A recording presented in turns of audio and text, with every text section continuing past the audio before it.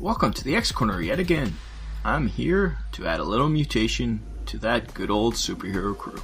I'll be covering the X comics for the week of February 28th, 2018. This week we only have 3 comics and a Wolverine page. The comics are All New Wolverine 31, Legion number 2, XMen Blue number 22, and the Wolverine page is in Black Panther number 170. Spoilers. Yeah, of course. We'll start with All New Wolverine 31. The writer is Tom Taylor, and the penciler is Marco Failla. Well, this is it. We have reached Pinnacle Deadpool here. Nowhere to go but down. But I digress. This is a one-and-done issue with Gabby, who they seem to have officially named Honey Badger, teaming up with Deadpool to take down an evil animal testing lab. It begins with Gabby taking her pet Wolverine, Jonathan, on a walk. Jonathan can now talk thanks to a universal translator, so he leads Gabby to a lab, and he says that they experimented on him. Gabby does a logical thing and calls Deadpool to come help take down the lab. They break in and find the animals, mostly bunnies and a sloth, who have all been zombified, which gives the duo excuse to take them out and put them out of their misery. Eventually Laura tracks them down and helps destroy the lab. They discover the mad scientist behind it all, and it seems he's been using the zombified remains of Jonathan's family to fight in a pit. Needless to say, the doctor ends up in said pit, and the trio burn the place down. I could literally pick a panel from every page of this comic to gush over. The jokes just don't stop. At the beginning, Jonathan threatens to eat Deadpool's face, and then it even calls back at the very end. Deadpool uses chloroform to knock out some guards, much to Gabby's confusion. He claims he never leaves home without it, and then he gives Gabby a bottle to keep. She then proceeds to knock out a security guard with it. The cute zombie animals are a great way to allow them to chop up bunnies, and they end with a classic walk away without looking as the building burns, before Deadpool relents and lets Gabby watch it. This was an amazing comic that was ridiculous and made little sense, but I enjoyed every second. A little Deadpool goes a long way, and this was the perfect amount. No need for more. Cancel all those comics. It's over. 9 out of 10. Then there's Legion number 2. The writer is Peter Milligan, and the penciler is Wilfredo Torres. Peter Milligan is insane. I guess that's what qualifies him to write Legion. In this issue, Legion convinces the psychiatrist, Dr. Hannah Jones, to help him. She does so only because she doesn't want another doctor to get the prestige of helping David. Probably not the truest of motives. Once she agrees to help David, he promptly dumps her into his mind, leaving her real body in a coma. Inside his mind, she meets up with one of David's other fractured alter egos by the name of Tammy Har, and Tammy explains that Lord Trauma is consuming all the other personalities and turning them into mindless alters under his control.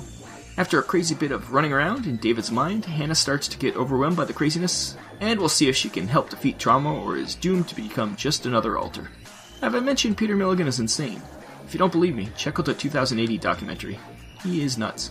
This issue is like an acid trip, but not in a good way. It's not to say it's a bad story, but by the end you start to go a little nuts. As a single issue, not much is happening, but it does begin to see where the story is going.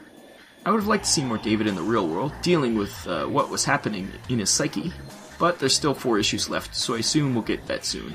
Seeing Lord Trauma in his world was disturbing too. He's like a goth rock star of the 80s, surrounded by half-naked blue alter minions, with screaming faces tattooed all over him. I think I've said it, but everything is crazy, and I'm going off to stare at the yellow wallpaper. 7 out of 10. Next we have X-Men Blue 22. The writer is Cullen Bunn, and the penciler is Jacopo Camigni. Continued from the Venom issue, we get the young X-Men and Venom attacking the people who have the Starjammers. They crash an ice meteor into their ship, and inside the ice meteor is all the heroes. They fight the pirates and venomized kidnappers, and Cyclops reunites with his dad, and Jean uses a neat trick to make the symbiotes think they're hearing a loud noise to debilitate them. For those who didn't know, symbiotes are weak against sonic attacks. Jean then runs off to try to catch the leader of the kidnappers, but a new group has shown up. Jean is taken over by them, and they are revealed to be what Venom calls poisons.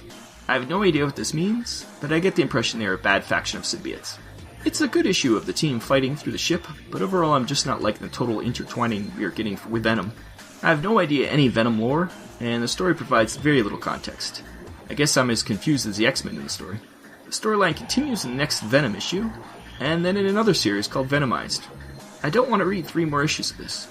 The only shred of good news is that the next issue of X-Men Blue seems to be focusing on Bloodstorm and Jimmy Howlett, who were left behind on Earth. Thank God. I will read those other issues, though. I can't not, right? I hate crossovers. 6 out of 10.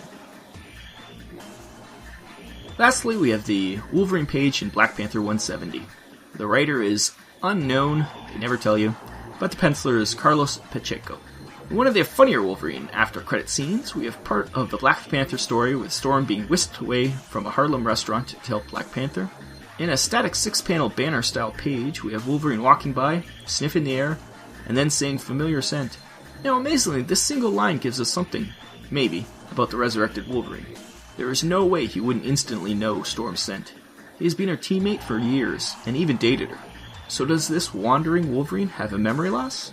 Is he even the real Wolverine? Well, in a few months we'll have 4 miniseries that won't give us any answers to look forward to. Ugh, I'm out of here. Mic drop.